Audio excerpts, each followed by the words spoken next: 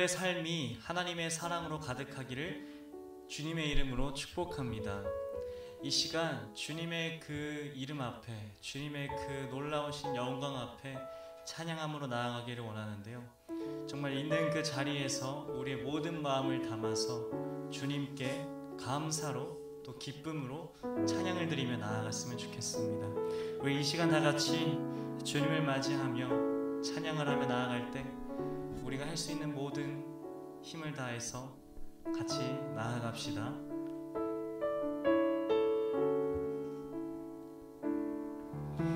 우리 맘 주께 열어 감출 것은 없네. 주 유일한 소망,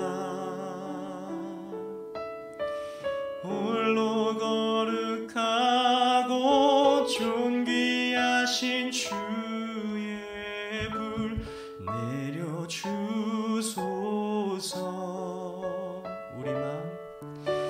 우리 맘 주께 열어 감출 것은 없네. 주 유일한 소망, 홀로 거룩하고 존귀하신 주의 불 내려주소서.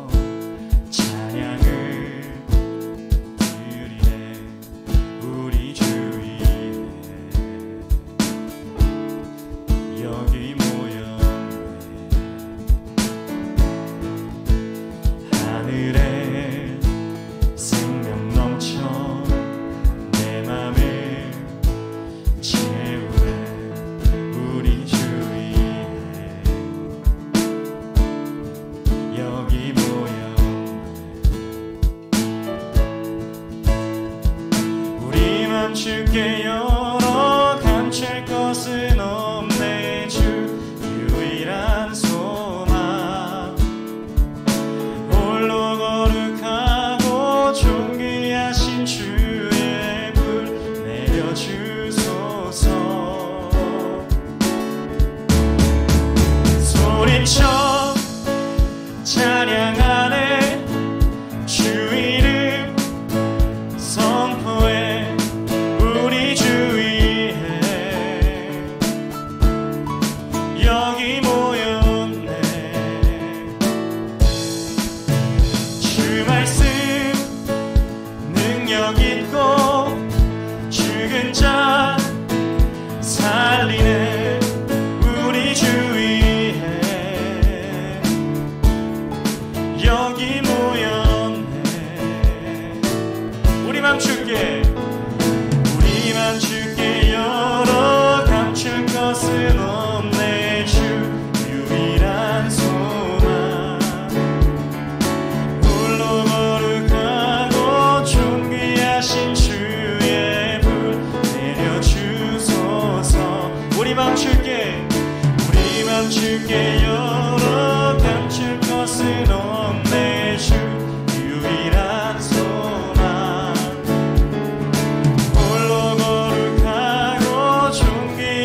주의 불 내려주소서. 소리쳐 찬양하네. 주 이름 선포해. 우리 주 위에 여기 모였네. 주 말씀 능력 있고 죽은 자 살리네. 우리 주 위에 여기 모였네. 우리만 주께 열어 감출 것은 없네. 주 유일한 소망,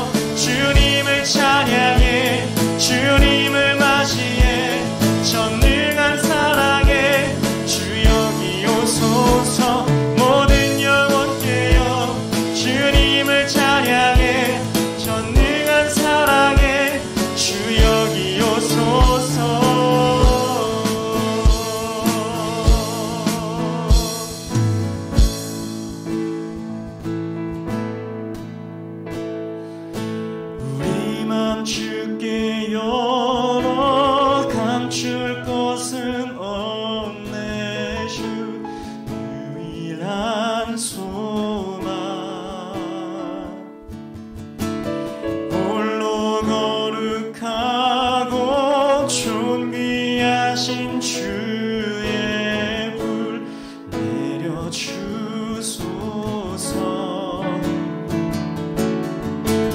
우리만 주께 열어 감출 것은 없네. 주 유일한 소망 홀로 거룩하고 존귀하신 주의 불 내려주소서. 우리 맘 주께 열어 감출 것은 없네. 주 유일한 소망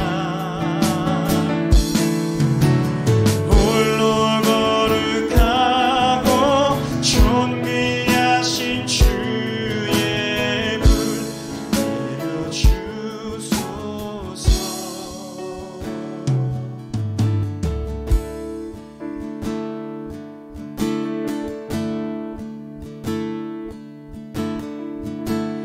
나는 찬양하리라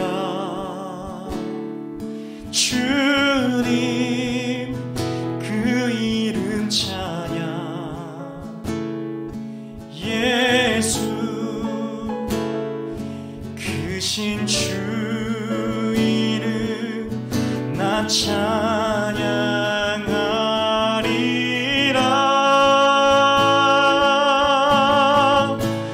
나는 찬양하리라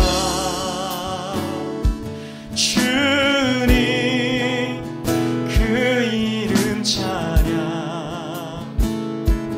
예수 크신 주 이름 나 찬양하리라.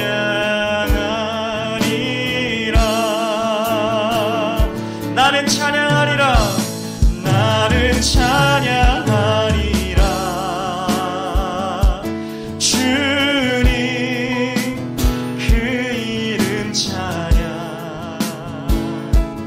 예수 크신 주 이름 나 찬양하리라.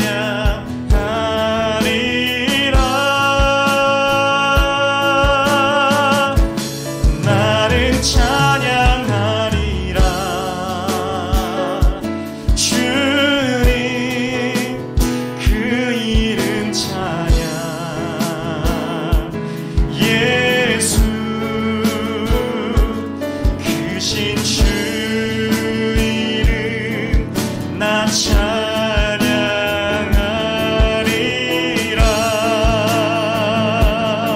나는 영광 돌리리. 나는 영광 돌리리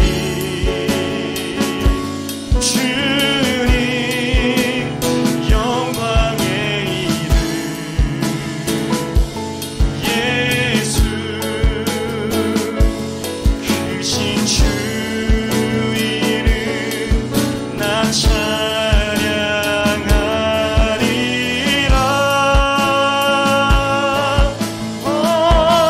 나는 영광 돌리리 주님 영광의 이름. 예수 크신 주 이름 나 찬양하리라.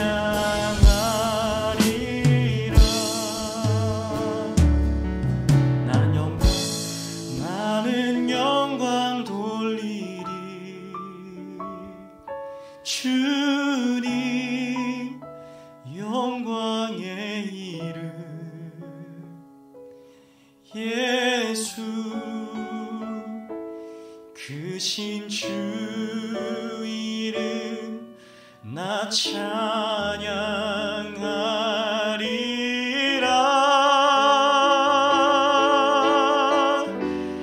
나는 영광 돌리리 주님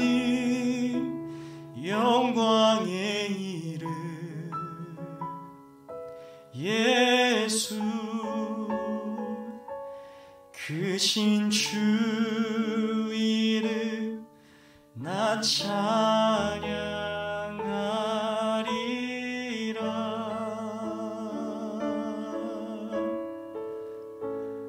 하나님 감사합니다. 주님의 그 놀라우신 그 위엄과 영광을 찬양하게 하시니 감사합니다. 하나님, 이 시간 주님과 영원토록 함께하기를 우리가 소망합니다. 하나님, 비록 해가 지고 달이 뜨고 지고 바람이 불고 바람이 멎어도 그 어느 때에도 그 어느 순간에도 주님과 함께하는 그 순간만큼은 영원하기를 우리가 소망합니다. 주님과 함께하는 그 순간만큼은 정말 지지 않는 꽃처럼 영원히 피어있기를 소망합니다. 하나님 아버지, 하나님 아버지, 오 하나님, 주님 이 시간 우리가 주님께 기도하오니 주님 이 시간 우리 한 사람 한 사람에게 기꺼이 함께하여 주시고 주님의 그 놀라우신 말씀과 주님의 그 놀라우신 능력과 소망과 사랑으로 우리의 삶을 주님의 그 손으로 가꾸어 주시옵소서. 하나님의 놀라우신 그 손길, 하나님의 그 놀라우신 그 주님의 그 이끄심을 우리가 의지하며 오늘 하루 또 이 순간을 나아갑니다. 주님 함께하여 주시고 주님 우리의 앞길 가운데 주님 우리 안을 항상 동행하여 주시옵소서. 하나님 감사합니다. 사랑합니다. 사랑하는 예수님의 이름으로 기도드렸습니다. 아멘.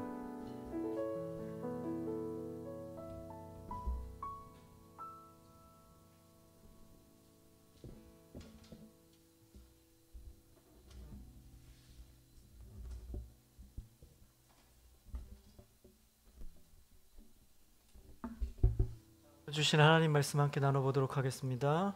오늘 주신 말씀은 히브리서 11장 1절에서 12절까지 말씀입니다. 히브리서 11장 1절에서 12절 말씀 다 같이 한번 찾아보도록 하겠습니다. 히브리서는 신약의 약간 뒤쪽 부분에 있어요. 신약 성경 뒤쪽 부분. 히브리서라 그래서 구약에서 찾는 친구들이 있는데 신약에 있습니다. 신약 뒤쪽 부분에 히브리서 11장 1절에서 12절까지 말씀.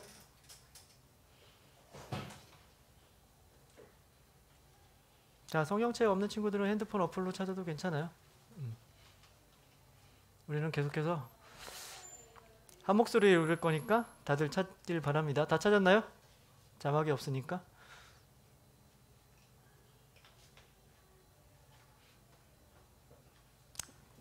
몇 페이지예요? 363페이지 찾았어요? 자, 그러면 다 같이 한 목소리 읽도록 하겠습니다. 11장 1절 시작. 믿음은 바라는 것들의 실상이요 보이지 않는 것들의 증거니 선진들이 이로써 증거를 얻었느니라. 믿음으로 모든 세계가 하나님의 말씀으로 지어진 줄을 우리가 아나니 보이는 것은 나타난 것으로 말미암아 된 것이니라. 믿음으로 아벨은 가인보다 더 나은 제사를 하나님께 드림으로 의로운 자라 하시는 증거를 얻었으니 하나님이 그 예물에 대하여 증언하심이라.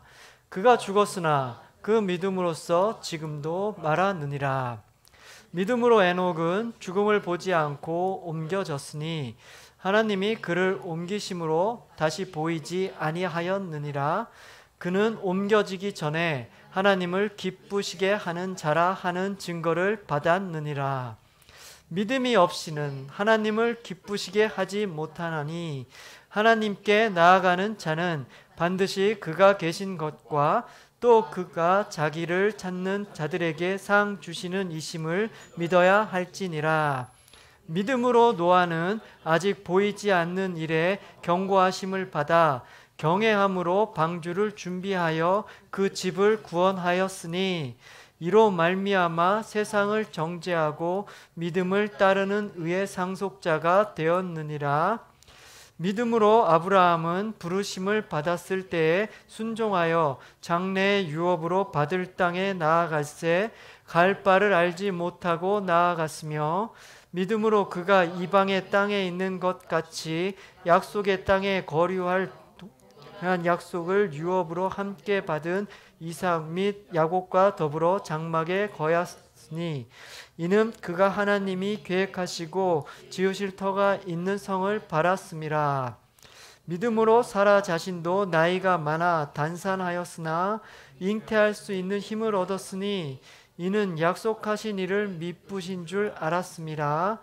이러므로 죽은 자와 같이 한 사람으로 말미암아 하늘의 허다한 별과 또 해변의 무수한 모래와 같이 많은 후손이 생육하였느니라. 아멘.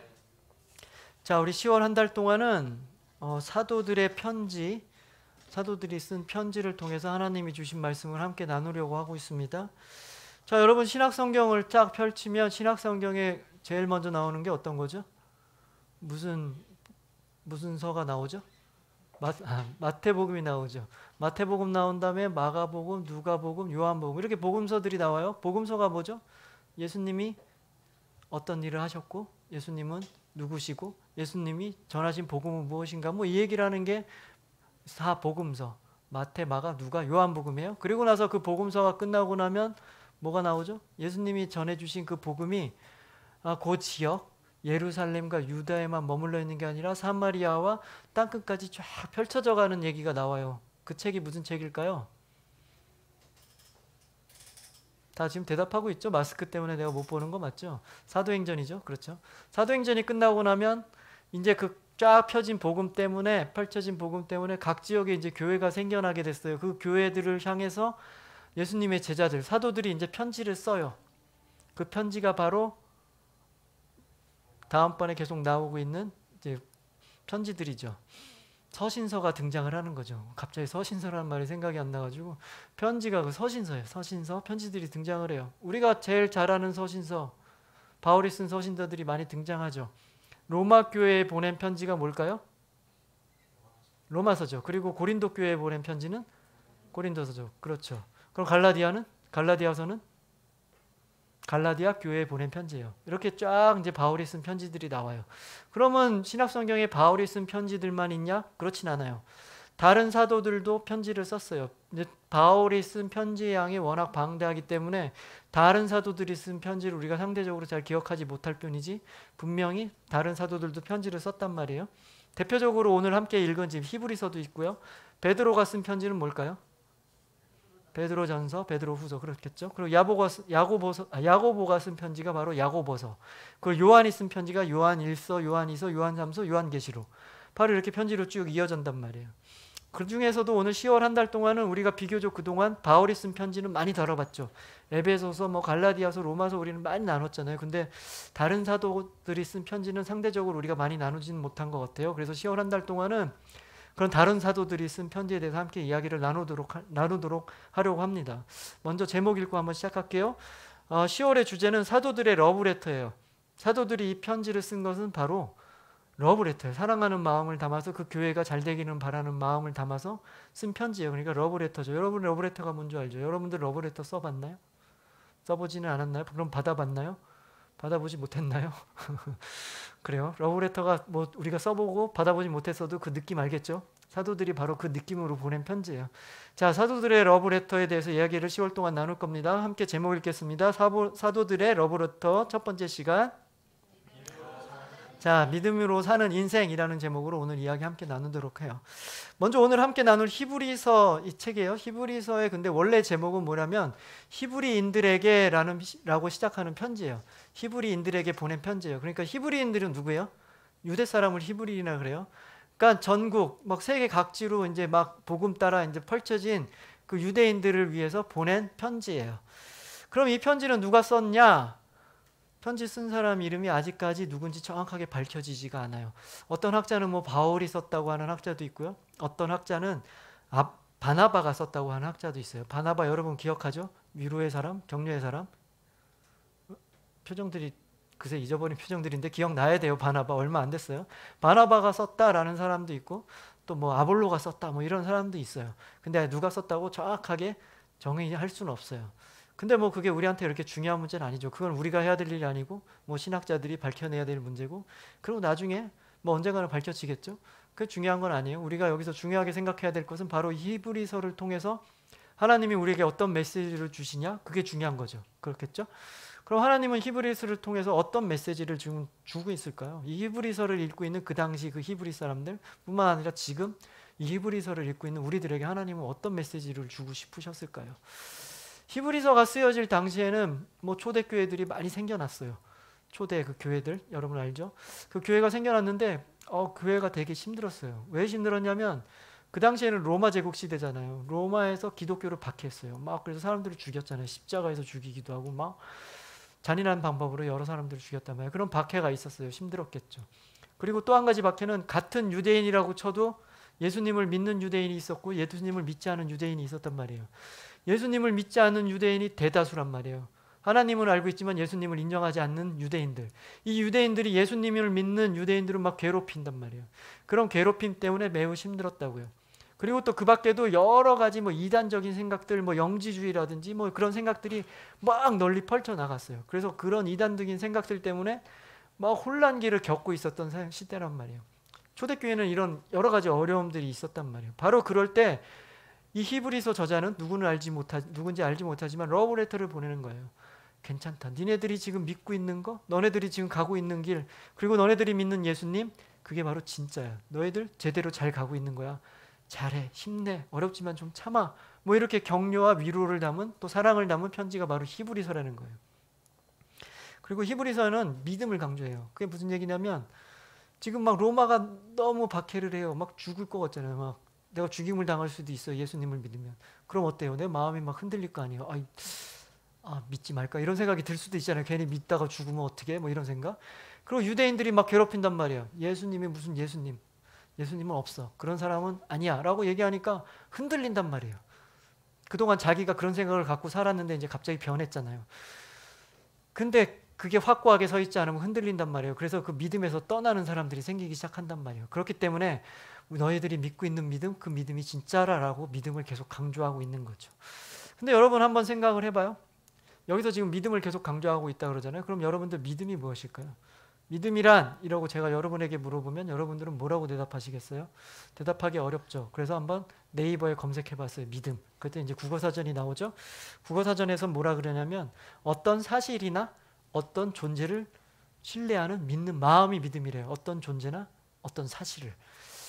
그럼 우리가 믿는 이 신앙적인 믿음을 한번 이 국어사전에 한번 대입을 해보자고요. 어떤 사실을 믿는다 그랬잖아요. 그럼 어떤 사실을 믿어요? 먼저 존재부터요. 어떤 존재를 믿어요? 우리는 하나님과 하나님이 보내신 예수 그리스도, 이 세상을 구원하기 위해서 하나님이 보내주신 예수님을 믿죠. 그 존재, 우리가 믿는 존재 하나님과 바로 예수 그리스도. 그럼 어떤 사실을 믿어요? 하나님이 하신 모든 사건, 성경에 기록된 모든 사건을 우리가 믿는 거죠. 그러니까 하나님과 그의 아들 예수 그리스도를 믿고 하나님께서 하신 모든 사건, 성경에 기록된 모든 사건을 믿는 게 바로 우리가 믿는 신앙적인 믿음이에요. 이렇게 정의를 할 수 있어요. 근데 믿음이라는 것이 우리 눈에 보이는 게 아니죠. 그죠? 여러분 믿음 본 적 있나요? 여러분의 믿음을 여기가 이렇게 보면 보여요? 그렇지 않죠. 이게 형체가 없어요. 정신적인 영역이죠. 심리적인 영역이란, 영적인 영역이란 말이에요. 믿음이 딱 이렇게 눈에 보이면 좋은데 그렇지 않단 말이에요. 그래서 어떤 사람이 아직 우리의 신앙의 믿음을 잘 모르는, 아직 교회를 다니지 않은 친구들이 여러분에게 물어봐요. 네가 믿는 믿음을 내게 한번 보여줘봐. 그러면 여러분 뭘 보여주겠어요? 보여줄 게 없죠. 뭐 보여줄 수가 없잖아요. 믿음이라는 게 형체가 있는 거 아니기 때문에. 그러면 또 그 밖에도 네가 믿는 믿음이 과연 몇 점이야? 뭐 이렇게 물어보면 점수를 매기기도 쉽지 않단 말이에요. 이게 뭐 평가할 수 있는 근거가 없기 때문에. 그럼 크기가 얼마야? 그러면 또 크기를 잴 수 없는 거죠. 믿음이란 이런 거예요. 이렇게 형체가 있는 것이 아니기 때문에, 우리가 딱 이렇게 눈에 보이는 것이 아니기 때문에 이게 얘기할 수가 없단 말이에요. 쉽게 설명을 해줄 수 있고 보여줄 수 없단 말이에요. 아주 곤란한 문제죠. 근데 더 곤란한 건 뭐냐면 여러분한테 또 이런 질문을 해요. 여러분 친구가 이런 질문 충분히 할 수 있어요. 너네들 어떻게 해서 믿게 됐어? 이렇게 물어본다고요. 그런 질문 받아봤나요? 너는 어떻게 해서 하나님을 믿고 예수님을 믿어? 넌 그게 왜 믿겨져? 이렇게 물어본단 말이에요. 그럼 뭐라고 대답해요? 그냥. 뭐 대답이 없잖아요. 우리가 그냥 믿어져서. 뭐 이렇게밖에 대답할 수가 없잖아요. 아주 대답하기 아주 곤란해진단 말이에요. 뭐 이렇게 궁색해진단 말이에요. 답변이 우리가. 그렇죠? 그럼 히브리서 저자는 그거에 대해서 이제 정의를 해요. 오늘 함께 읽은 11장은 바로 믿음에 대해서 히브리서 이 저자가 쭉 얘기를 하는 거예요. 과연 그러면 히브리서 11장에서 이 히브리서 저자는 이 믿음, 우리가 딱 한마디로 이렇게 딱 좀 명쾌하게 얘기해주고 싶은데 그렇게 얘기 못하는 그 믿음이 무엇인가 딱 얘기를 해줘요. 어떻게 정의하고 있는지 1절 말씀 우리 함께 읽어보도록 하겠습니다. 히브리서 11장 1절 말씀 다 같이 자 앞에를 보시고 읽겠습니다. 시작.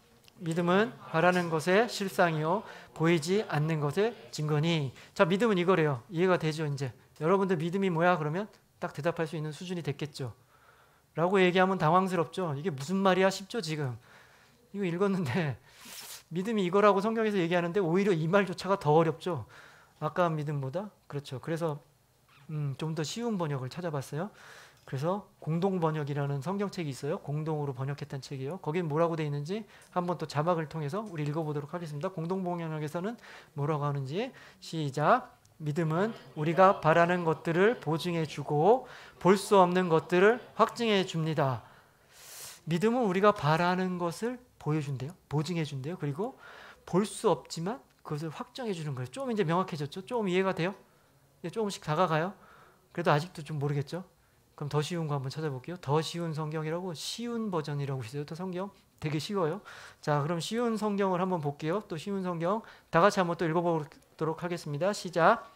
믿음은 우리가 바라는 것에 대하여 확신하는 것입니다. 또한 보이지 않지만 그것이 사실임을 아는 것입니다. 이제 어때요? 좀 명확해졌어요? 믿음이 뭔지 알겠어요? 보여요? 보이지 않아요? 보이지 않는 거지만 보인다는 거죠. 그리고 아직 이루어지지 않았지만 그래도 내가 믿는다는 거죠. 확신한다는 거죠. 그게 바로 믿음이라는 거예요. 좀 이해가 가죠? 여기서 첫 번째 믿음은 뭐라 그래요? 우리가 바라고 원하는 일이 반드시 이루어진다는 것을 확신한다는 거죠. 그 일이 지금 이루어졌어요? 안 이루어졌어요? 이루어지지 않았단 말이에요. 그러나 그 일을 하나님께서 반드시 이루어 주시겠다는 믿음과 확신을 갖고 있는 것, 그게 바로 믿음이라는 거죠. 하나님께서 반드시 이루어진다는 소망을 갖고 있는 것, 그리고 그런 기대를 갖고 산다는 것, 그게 바로 믿음이라는 거예요. 우리 눈에 지금 당장 이루어지지 않았어요. 이루어진 일이 보이지 않아요? 그리고 그 이루어졌다는 소식이 들리지 않아요. 그리고 우리가 이루어진 그 기쁜 일을 경험하지 못해요. 그리고 손에 잡히는 결과가 아직 없어요. 그러나 우리가 꿈꾸고 바라는 일들, 그 일이 아직 이루어지지 않았지만 그럼에도 불구하고 그것들이 이미 이루어진 것 같이 막 내 마음속에 확실하게 믿어지는 것, 그것이 바로 믿음이라는 거예요. 이제 이해가 가나요? 믿음이 무엇인지? 그러면서 이 히브리서 저자는 좀 더 여러분들 이해 좀 잘하라고 성경의 인물을 예를 쫙 들어줘요. 그 중에 한 가지 예를 들어볼 텐데 바로 아브라함의 이야기예요. 우리 8월 달에 아브라함 얘기 많이 나눴잖아요. 믿음의 조상. 그 믿음에 대해서 얘기하다 보면 또 아브라함이 안 나올 수가 없죠. 아브라함은 이제 나이가 점점 많았어요. 점점 많아져 가죠. 사라도 많아져 가요. 더 이상 아이를 낳을 수 있는 나이가 점점 안 돼요. 근데 뭐라 그래? 하나님께서 너에게 자손을 많이 주겠다 그랬죠. 아브라함 마음속엔 기대가 있었단 말이에요. 아, 하나님께서 내가 비록 나이가 많지만 아이를 줄 거야 라는 믿음, 그런 바람, 희망, 기대를 갖고 있었잖아요. 근데 있어요? 눈앞에 아이가 있어요? 없어요? 지금 안 생기잖아요. 근데 어떻게 했어요? 아브라함이 왜 안 생겨요? 안 되나 보다 그냥 포기했나요? 그렇지 않죠. 눈에 보이지 않지만 아이가 당장 내 손에 잡히지 않고 그 사건이 일어나서 내가 기쁘지 않지만 그럼에도 불구하고 아브라함 어떤 믿음을 가졌냐? 아이가 진짜 내 옆에 있는 것 같은 확신을 갖고 살았다는 거예요.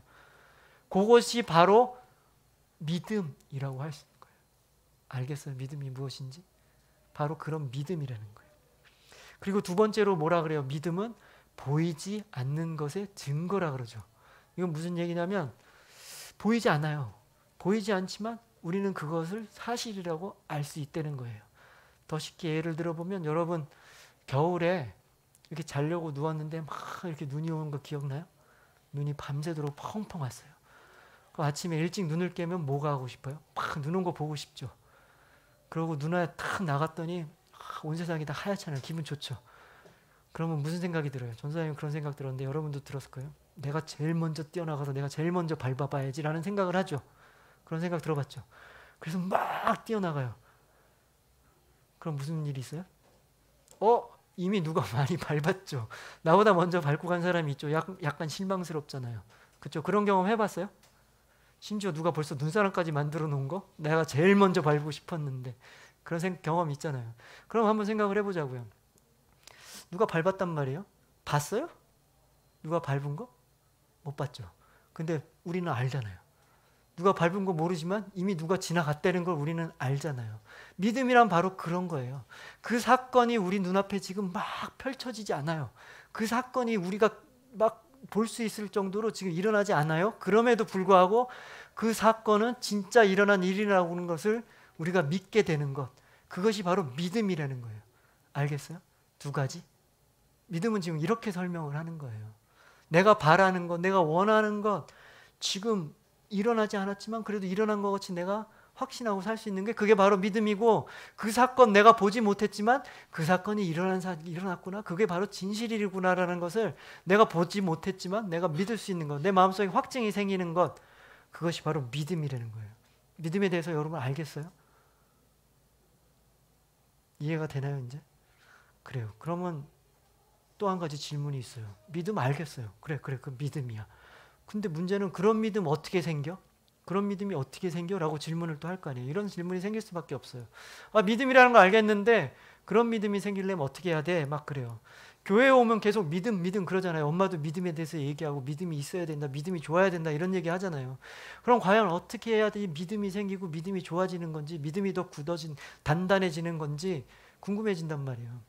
이 답을 찾기 위해서 오늘 3절 말씀 함께 읽을 거예요. 3절 말씀에서 히브리서 저자는 믿음이 어떻게 생기는지에 대해서 얘기를 해요. 3절 말씀 다 같이 함께 읽도록 하겠습니다. 시작. 믿음으로 모든 세계가 하나님의 말씀으로 지어진 줄을 우리가 아나니 보이는 것은 나타난 것으로 말미암아 된 것이 아니니라. 아멘. 자, 알겠어요?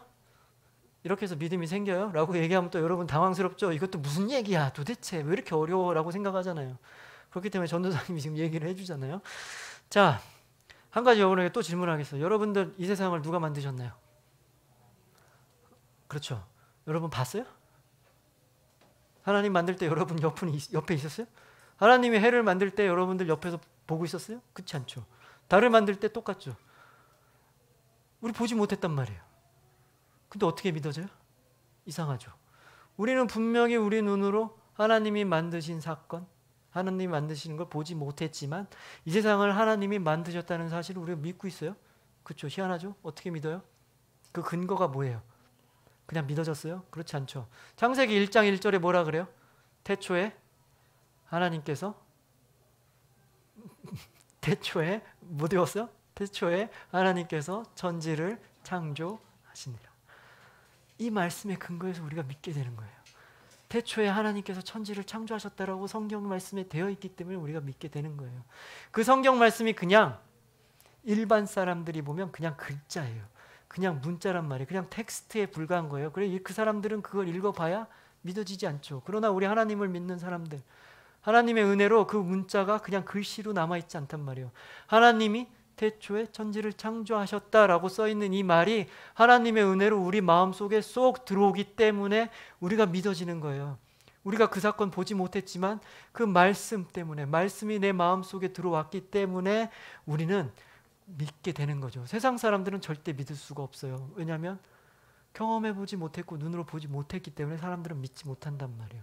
그러나 우리 하나님의 백성은 우리가 보지 못했어도 그럼에도 하나님의 말씀이 하나님의 은혜로 그냥 말씀 자체로 글씨로 종이에 글자로 끝나는 게 아니라 그 말씀이 살아서 우리 마음속에 쏙 들어오게 돼서 우리가 그 사실을 믿게 되는 거죠.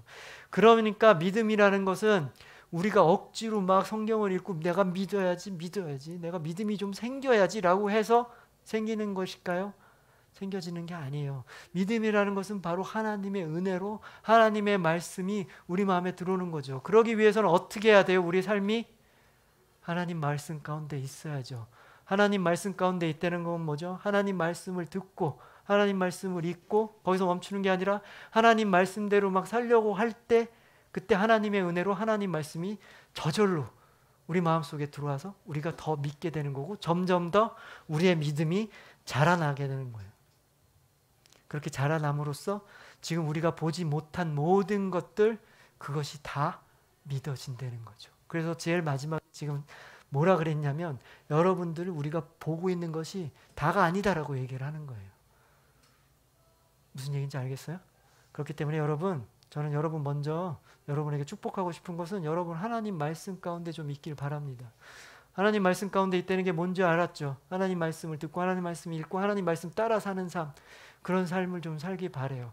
그렇게 살아갈 때 하나님께서 은혜로 여러분에게 믿음을 허락하실 거예요.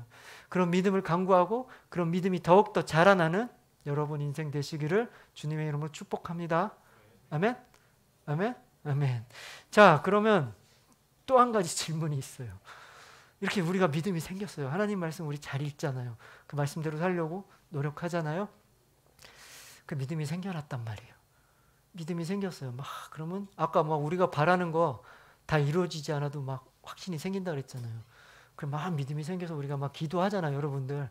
아, 내가 이런 걸 원합니다. 이런 걸 바랍니다. 하나님께 기도를 해요. 그럼 그거 다 이루어지나요? 다 이루어졌나요? 그동안 기도했던 것들? 그렇지 않죠. 다 이루어지지 않았단 말이에요. 그럼 반대로 우리가 기도하면 하나도 안 이루어지나요? 그렇지도 않죠. 어떨 때는 막 기도한 게 막 이루어지는 경험들 해봤을 거 아니에요, 우리 친구들. 그렇죠? 막 기도했는데 그것이 이루어져서 너무 기쁠 때도 있단 말이에요.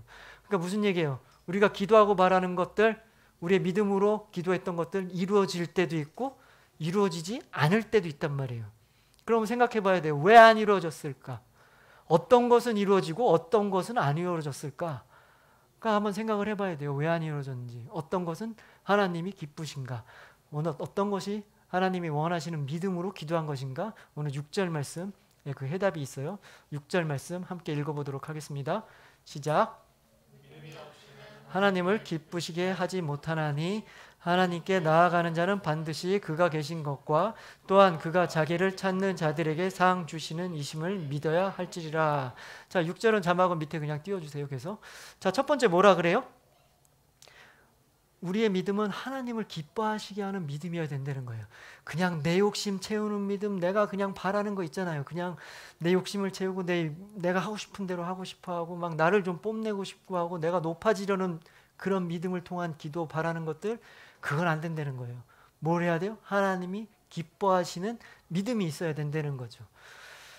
하나님께서 왜 기뻐하는 믿음을 가진 사람을 좋아할까요? 왜 하나님께서 그런 믿음을 원하실까요? 바로 이런 사람은 하나님과 동행하면서 하나님의 뜻대로 사는 인생을 살기 때문에 하나님께서 기뻐하신다 그래요. 그래서 성경에서 지금 또 우리가 함께 읽은 말씀 5절을 보면 히브리서 저자는 한 사람을 소개해요. 바로 에녹이라는 사람이에요. 에녹은 어떤 사람이었냐면 하나님과 동행하며 하나님을 기쁘게 하는 인생을 살다가 300년 살았대요. 300년을 살다가 죽지 않고 바로 하나님께로 들려 올려졌다 이렇게 얘기를 해요. 에녹이 하나님을 기쁘시게 하는 인생을 살았다라고 하는데 그 인생은 무엇이냐? 바로 하나님과 동행하는 삶을 살았다는 거예요. 하나님과 동행하는 삶, 그 삶을 바로 하나님께서 기뻐하신다는 거예요. 그 삶이 뭐예요? 내 욕심 채우는 삶이 아니에요. 하나님 말씀대로 사는 삶. 그 삶을 하나님께서 기뻐하신다는 거죠. 그리고 두 번째는 하나님이 원하시는 믿음은 바로 하나님 앞에 나아가는 믿음이에요. 하나님 앞에 나아가는 믿음. 그러나 어때요? 우리 인간은 하나님 앞에 나아갈 수 있나요? 큰일 나죠. 우리 죄인인 우리는 하나님 앞에 감히 나갈 수 없는 존재예요. 그래서 하나님은 어떻게 하셨어요? 예수 그리스도를 보내셨죠. 우리와의 관계를 다시 회복하고 싶으셔서 예수님을 보내셨잖아요. 그러니까 하나님께 나아가는 것을 좋아하는 것, 하나님이 우리가 나아가기를 원하는 것은 뭐예요?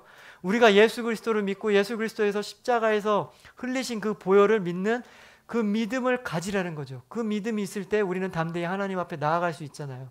하나님께서 원하시는 믿음은 바로 우리가 예수 그리스도와 예수 그리스도의 그 십자가 사건을 믿는 그 믿음을 원하신다는 거예요. 그래야 우리가 바로 그 믿음에 힘입어 담대히 하나님 앞에 나아갈 수 있는 거죠. 그리고 세 번째 하나님이 원하시는 믿음은 바로 하나님이 계시다는 것을 믿는 거예요. 하나님이 계시다는 것을 믿는 거. 너무나 당연하지 않나요? 근데 왜 갑자기 어렵게 계속 얘기하다가 이렇게 쉬운 게 나와? 그런 생각이 들지 않나요? 하나님이 계시는 거 우리 당연히 믿잖아요. 그렇죠? 그렇지 않나요? 근데 생각해 보면 근데 하나님이 계시다는 걸 믿지 않는다면 여러분 우리가 믿고 있다는 게 너무 허무하잖아요. 계시지도 않은데 어떻게 믿어요?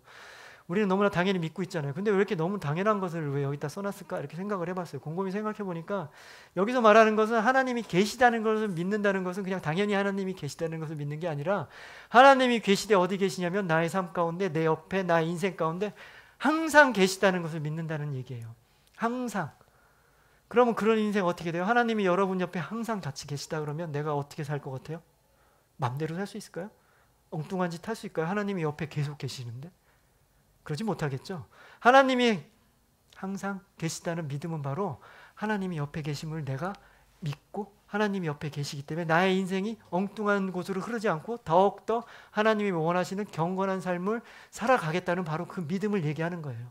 하나님이 계시다는 믿음은 바로 이것을 얘기하는 거예요. 그리고 마지막으로 또 한 가지 뭐라 그랬어요? 하나님이 원하시는 믿음은 바로 하나님을 찾는 자에게 상 주시는 믿음이라 그래요. 너무나 좋지 않나요?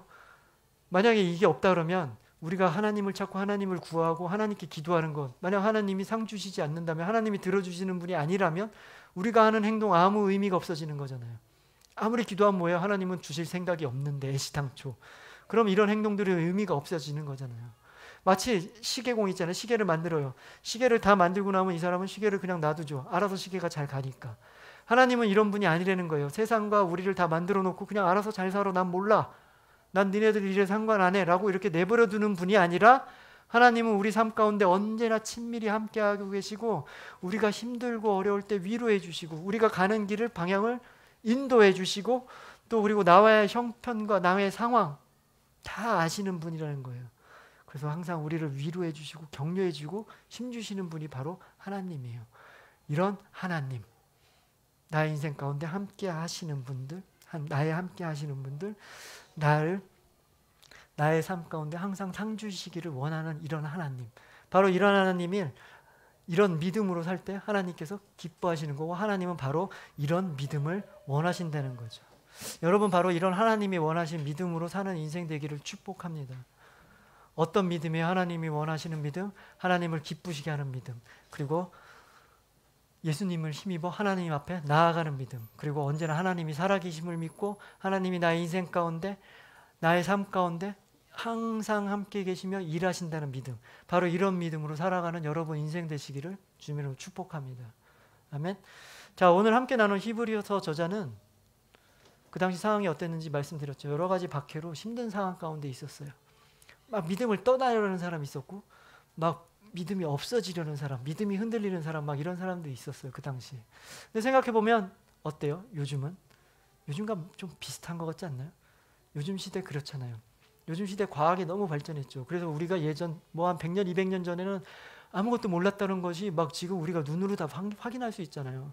그 현미경이라는 것만 봐도 막 진짜 너무나 작은 거, 절대 볼 수 없는 것도 다 볼 수 있잖아요. 막 밝혀지잖아요. 우리가 눈으로 보고 믿을 수 있게 된단 말이에요. 증명할 수 있게 된단 말이에요. 그걸 며칠 전 신문 보니까 막 심지어 앨런 머스크 알죠? 그 테슬라 만든 사람, 막 그 스페이스 X라는 회사에서 막 우주 여행을 떠나더라고요. 뭐 비록 비싸서 못 가겠지만 어쨌든 뭐 가긴 가더라고요. 막 그런 시대에 살고 있어요. 그리고 또 뭐 어때요? 다양한 뭐 사상과 다양한 종교들이 막 난무하죠. 그래서 우리에게 도전을 한단 말이에요. 왜 너네만 진리냐고 얘기를 하죠. 왜 그 길만 복을 받는 길이냐라고 얘기를 하죠. 왜 영원한 구원이 왜 너네 기독교에만 있어? 우리들도 구원받을 수 있어? 이렇게 얘기하는 도전을 한단 말이에요. 이렇게 혼란스럽고 어려운 상황에 우리들도 분명히 살고 있단 말이에요. 바로 믿음을 지키며 믿음대로 살아가기 힘든 어려운 시대에 살고 있는 게 우리들이란 말이에요. 그럼 어떻게 살아야 돼요, 여러분? 이런 시대에 살고 있으니까 우리는 어떻게 생각해야 돼요? 그냥 믿음 포기하고 그냥 이 세상 사는 사람대로 살까요? 그냥 보이는 대로 믿고 그냥 믿고 싶은 대로 믿고 그냥 되는 대로 살고 그렇게 살까요? 그렇게 살면 안 되는 거죠. 그렇게 살면 안 돼요. 우리는 하나님의 백성이기 때문에 우리는 믿음에 따라 살아가야 되는 거예요. 그렇기 때문에 여러분, 믿음이라는 것이 어떤 건지 분명히 잘 알아야 돼요. 믿음이 뭐예요? 지금 우리가 원하고 바라는 것 다 이루어지지 않았어요. 그러나 믿음으로 그 일이 이루어진다는 확신을 갖고 살아가는 것이 바로 믿음이에요. 아멘? 믿음이 뭔지 알겠죠? 그리고 어떤 사건, 하나님이 만드셨다는 사건 우리가 눈으로 보지 못했잖아요. 우리가 경험하지 못했잖아요. 하나님이 만들 때 옆에 있지 않았단 말이에요. 그런 사건, 하나님이 그 밖에 하신 모든 사건들 우리가 직접 눈으로 보진 못했지만 그럼에도 불구하고 우리가 믿음으로 그 사건이 바로 하나님이 하신 사건이구나라는 것을 믿게 되는 믿음. 여러분 바로 그런 믿음으로 살길 바라요. 그런 믿음이 내 마음 가운데 항상 넘쳐나도록 그렇게 살아가는 여러분 인생 되길 바라요. 그러기 위해서는 어떻게 해야 돼요? 말씀 가운데 거해야지 우리 믿음이 자라난다 그랬죠. 말씀 가운데 있을 때 말씀을 읽고 말씀을 듣고 말씀대로 살아갈 때 하나님께서 은혜로 우리에게 믿음을 허락해 주신단 말이에요. 여러분 항상 말씀 안에 살면서 여러분 가운데 있는 믿음, 여러분 믿음이 얼마나 큰지 얼마나 작은지 누구도 볼 수 없잖아요. 근데 우리는 알잖아요. 내 믿음이 좀 작은지 큰지 여러분은 느낄 수 있잖아요. 그 믿음이 점점 더 달아나고 점점 더 단단해지길 바라요. 말씀 안에 있으면서 여러분들 그 믿음이 자라나는 여러분 인생 되길 축복합니다. 그래서 그 달아난 믿음으로 하나님께서 여러분에게 상 주시기 원하시는 그 하나님께서 주시는 그 축복 누리며 살아가는 여러분 인생 되시기를 주님의 이름으로 축복합니다. 아멘. 아멘. 자, 오늘 믿음에 대해서 얘기 계속 나눴어요. 이제 믿음이 어느 정도 여러분들 이제 어렴풋이나마 알겠죠? 이해가 되죠? 믿음 그러면 믿음은 이런 거야라고 얘기할 줄 알아야 돼. 이제 친구들이 물어보거나 그러면 믿음 뭐 이러면 안 돼요. 알겠죠? 자, 우리 함께 찬양하도록 하겠습니다.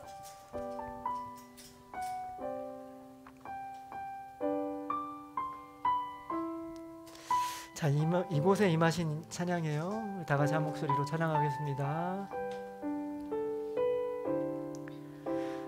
이곳에 임하신 하나님 나라 가난한 마음으로 바라보리라.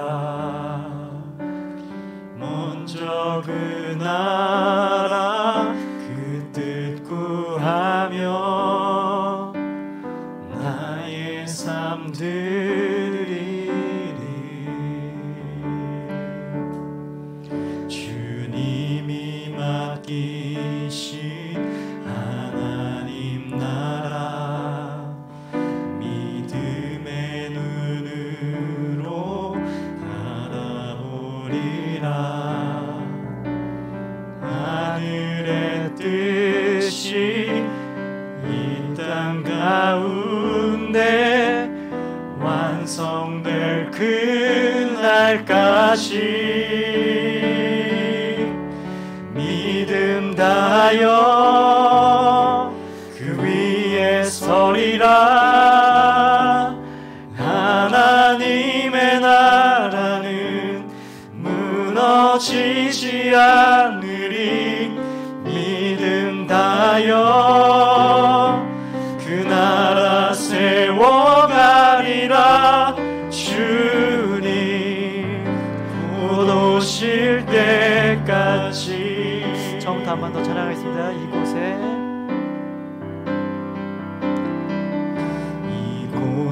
임하신 하나님 나라 가난한 마음으로 바라보리라. 먼저 그 나라 그 뜻 구하며 나의 삶 드리리. 주님이 맡기신 하나님 나라 믿음의 눈으로 바라보리라. 하늘의 뜻이 이 땅 가운데 완성될 그날까지 믿음 다하여 그 위에 서리라. 하나님의 나라는 무너지지 않으리. 믿음 다하여 그 나라 세워가리라.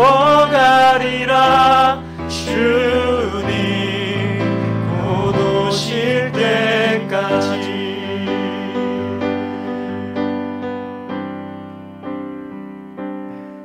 기도하겠습니다. 주님, 우리 삶 가운데 또 우리 마음 가운데 언제나 찾아와 주셔서 우리에게 믿음을 허락해 주셔서 너무나 감사합니다. 우리가 주님의 뜻대로 살지 못할 때가 너무나 많지만 그럼에도 주님께서는 우리를 너무나 사랑해 주셔서 우리에게 믿음을 허락해 주셔서 우리가 그 믿음으로 주님이 살아계시고 역사하고 계심을 믿음으로 고백할 수 있는 은혜 허락해 주셔서 감사합니다. 주님, 우리가 더욱더 주님 말씀 가운데 살면서 주님의 말씀에 더욱더 귀 기울이고 주님의 말씀을 더욱더 읽고 묵상하고 더욱더 주님의 말씀 뜻대로 살아가는 인생을 통해서 주님께서 허락하신 이 믿음이 더욱더 자라나게 하여 주시고 주님께서 허락하신 이 믿음이 더욱더 단단하게 하여 주셔서 지금 이 땅 가운데 임한 하나님 나라를 우리가 믿음으로 누리게 하여 주시고 또 하나님께서 우리에게 주시기로 하신 그 축복 이 땅을 살면서도 우리가 누리며 살아가는 인생 될 수 있도록 주님 축복하여 주시옵소서. 항상 주님 말씀에 따라 살아가는 인생으로 더욱더 믿음으로 살아가는 우리 인생 되게 하여 주시옵소서.